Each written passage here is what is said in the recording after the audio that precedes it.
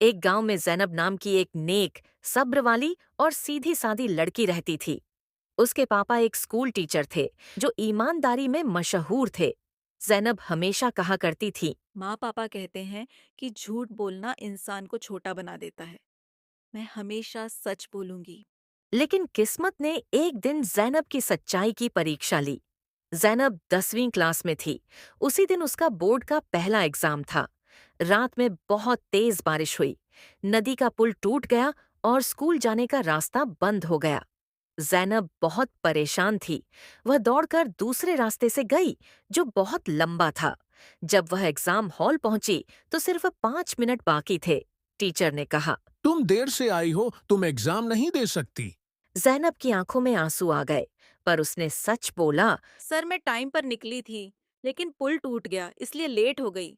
एक और लड़की भी लेट आई थी, पर उसने कहा। सर, मेरी तबीयत ठीक नहीं थी, इसलिए लेट हो गई। टीचर ने झूठ बोलने वाली लड़की को अंदर जाने दिया और जैनब को बाहर रोक दिया। जैनब चुपचाप घर लौट गई।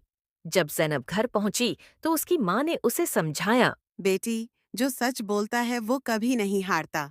अल्लाह तुम्हें अच्छा देगा। कुछ दिन बाद बोर्ड ऑफिस से चिट्ठी आई।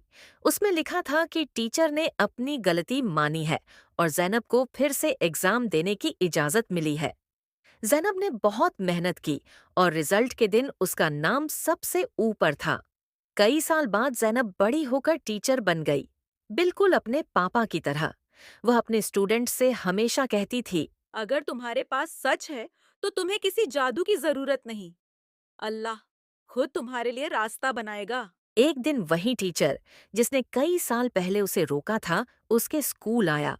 जैनब ने उसे पहचाना, पर मुस्कुराकर कहा। सर, मैं वही जैनब हूँ जिसे आपने सच बोलने की वजह से एग्जाम से रोका था। टीचर की आंखों में शर्म के आंसू आ गए। जैनब ने कहा, अगर उस दिन आप मुझे एग्जाम देने की इजाजत देते तो शायद मैं घमंड कर बैठती, लेकिन उस दिन ने मुझे सब्र और ईमान सिखाया। सबक: सच बोलना कभी कभी नुकसान कर सकता है, लेकिन आखिर में वही इंसान को इज्जत, शांति और सफलता देता है।